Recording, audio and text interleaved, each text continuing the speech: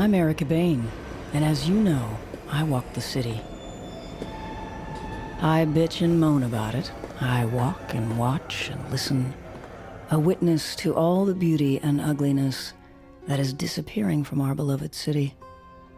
Last week took me to the gray depths of the East River where Dmitry Panchenko swims his morning laps, like he has every morning since the 1960s. And today I walked by the acres of scaffolding outside what used to be the Plaza Hotel. And I thought about Eloise. Remember Kay Thompson's Eloise?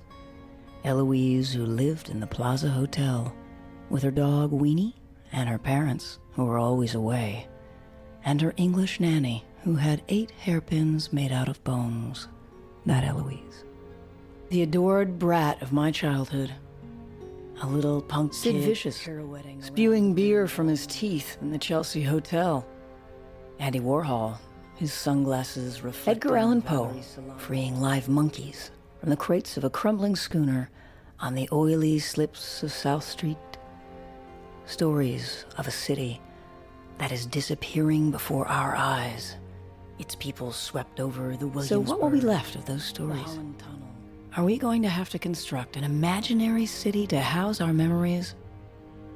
Because when you love something, every time a bit of it goes, you lose a piece of yourself.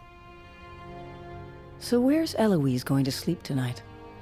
Can you hear her ghost wandering around the collapsing corridors of her beloved plaza, trying to find her nanny's room, calling out to the construction workers in a voice that nobody hears? Has anyone seen my turtle, Skipper D? This is Erica Bain, and you've been listening to Street Walk on WNKW. It is astonishing, numbing to find, and inside you there is a stranger.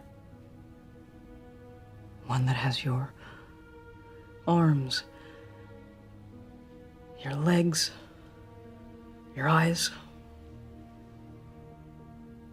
A sleepless, restless stranger who keeps walking, keeps eating, keeps living. New York, like any metropolis. New York, like any metropolis, is an organism that changes, mutates. Buildings sprout like chromosomes on the DNA of its streets. Member station WNKW, located at 90.1 on the FM dial. Up next is Street Walk. Let's now join Erica Bain in our WNKW studios. 3, 2, 1, you're on. This is Erica Bain, and I walk the city. New York, like any metropolis, is an organism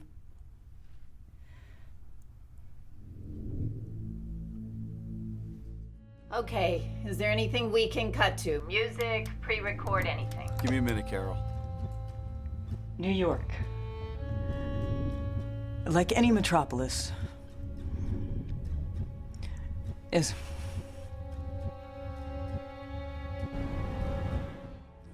New York, the safest big city in the world. But it is horrible to fear the place you once loved.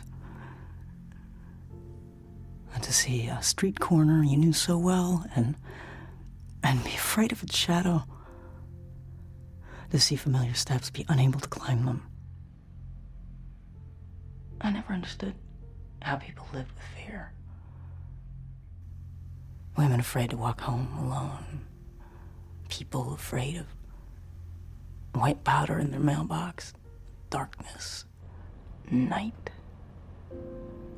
People afraid of people.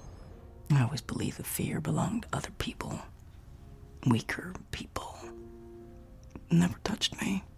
And then it did.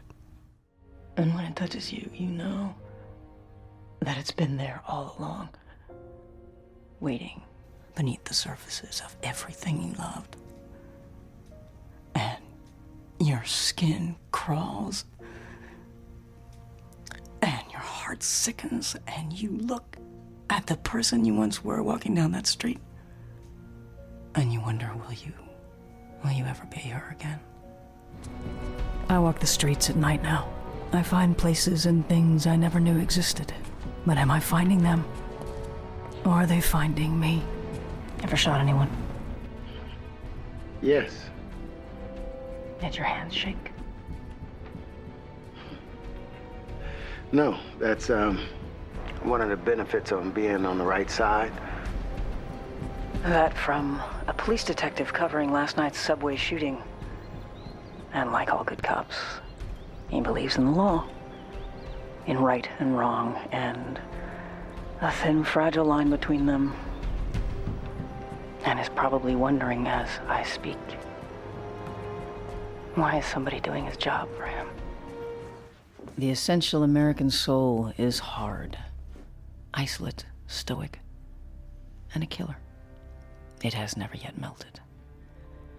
I quote that from D.H. Lawrence, because someone is playing God out there, killing in the name of justice in this, the safest big city in the world. And because I've been asked today to do something that we've never done before, take calls from our listeners on this subject. This is a new departure for us, but once again, we want to hear from you, so call 212-165-9990. First caller. Hi, you're on the air. As far as I'm concerned, he's doing us a favor. And why is that? Because no matter what the media tells us, crimes are being committed, and he's cleaning it up. And you think he has the right to do that? Well, yeah. Next caller. You're on the air.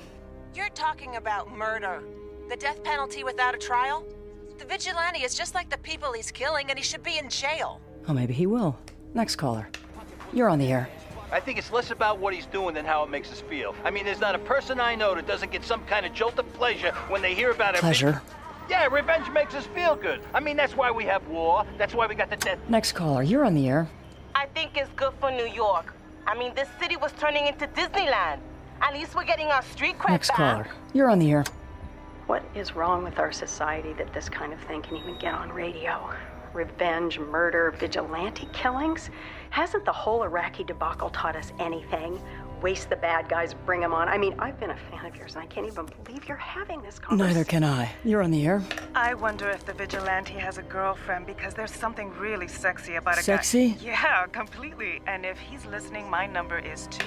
You're on the line. Hey, this is the vigilante calling. I'm the man that takes care of business. That chick can have...